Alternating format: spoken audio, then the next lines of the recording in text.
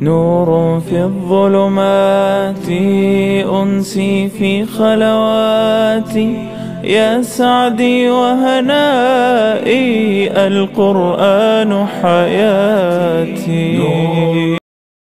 Quel est le mérite de pleurer par crainte d'Allah? Et pourquoi est-ce que ces gens du paradis, lorsqu'ils étaient sur terre, pourquoi est-ce qu'ils pleuraient par crainte d'Allah? Aujourd'hui où beaucoup de gens, ils pleurent pourquoi? Ils pleurent pour le dunya.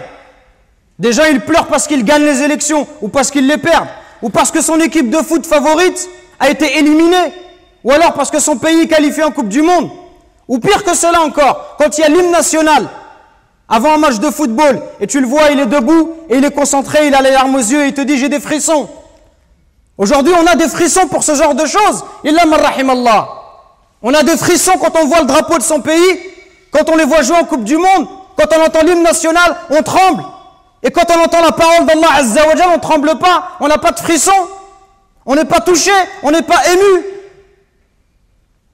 Sachez que celui qui pleure par crainte d'Allah, sachez qu'Allah Azza wa Jal, il aime cette goutte, il aime cette larme qui coule sur ton visage. Aujourd'hui, la vie d'ici-bas, elle prend trop de place. On aime trop de dunya, on aime trop l'argent. Au point où même quand on fait la prière, avant la prière, pendant la prière, après la prière, on pense qu'à l'argent. Les commerçants, ils pensent à leur business. Est-ce qu'il tourne, est-ce qu'il ne tourne pas? Et chacun, il est préoccupé par sa voiture, par ses enfants, etc., etc. Au point où cette prière, elle n'a plus de saveur. Elle devient thaqilatun ala an-nufus. Elle devient une lourdeur pour les croyants, une lourdeur pour les âmes. Cette prière, on ne la goûte plus, ça devient un fardeau dont on veut se débarrasser. Le prophète alayhi salatu wassalam nous dit: il n'y a rien de plus aimable à Allah Azza wa Jal que 2 gouttes et 2 traces. Et parmi ces gouttes, il a cité une larme versée par crainte d'Allah.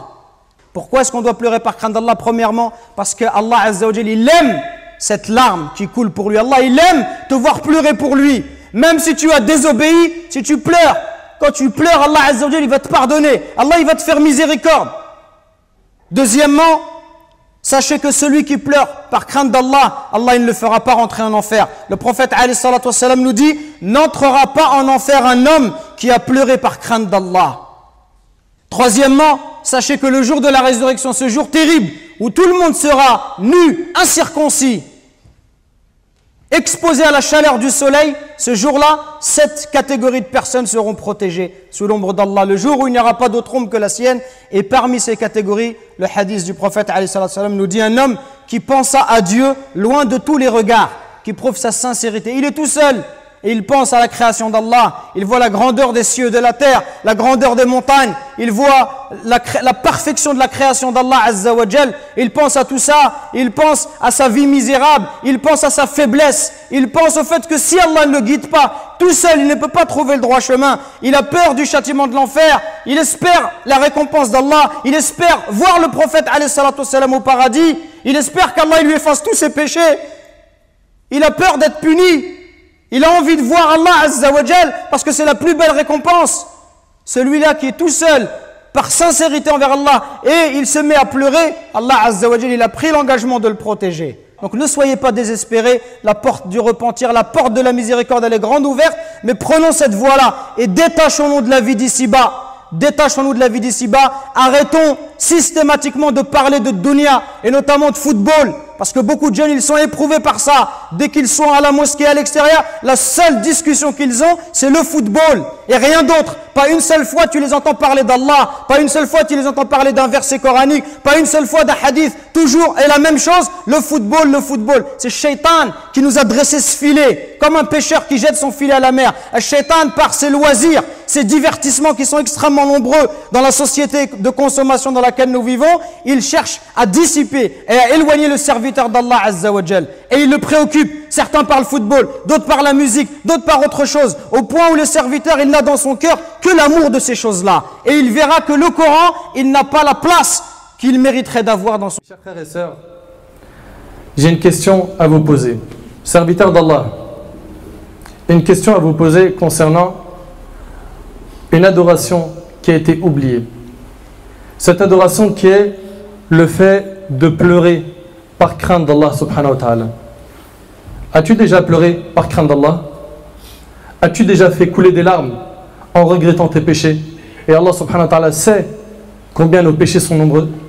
Mon frère ainsi que toi, ma sœur, on se met d'accord sur une chose, on fait tous des péchés. Mais qui d'entre nous a pleuré ne serait-ce qu'une fois en regrettant le mal qu'il a commis, les péchés qu'il a commis?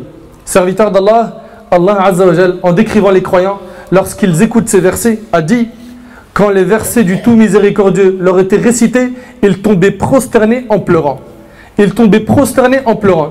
Nos ancêtres, rahimahumullah, quand ils écoutaient les versets du Coran, ils tombaient prosternés en pleurant. Et Allah Azza wa Jal a dit des croyants, et ils tombent sur leur menton pleurant. Et cela augmente leur humilité. Et selon Abu Huraira radhiyallahu anhu, le prophète alayhi salatu wa sallam a dit: n'entrera pas en enfer un homme qui a pleuré par crainte d'Allah. Et le hadith il est rapporté par Tirmidhi. Écoute bien, n'entrera pas en enfer un homme qui a pleuré par crainte d'Allah, tout aussi bien que le lait ne rentre jamais dans la mamelle. Ne rentre jamais dans la mamelle. Et selon Abil Jald, Jilan ibn Farwa, rahimahullah, il a dit: j'ai lu au sujet de Daoud alayhi salam, le prophète Daoud alayhi salam, qui a dit: Seigneur, quelle est la récompense de celui qui pleure par crainte envers toi, jusqu'à ce que ses larmes coulent sur ses joues? Il dit, Azza wa Jal, sa récompense sera que j'interdirai à l'enfer de brûler son visage, et je le mettrai en sécurité le jour de la grande terreur. Tel sera le cas des serviteurs pieux qui pleurent par crainte d'Allah.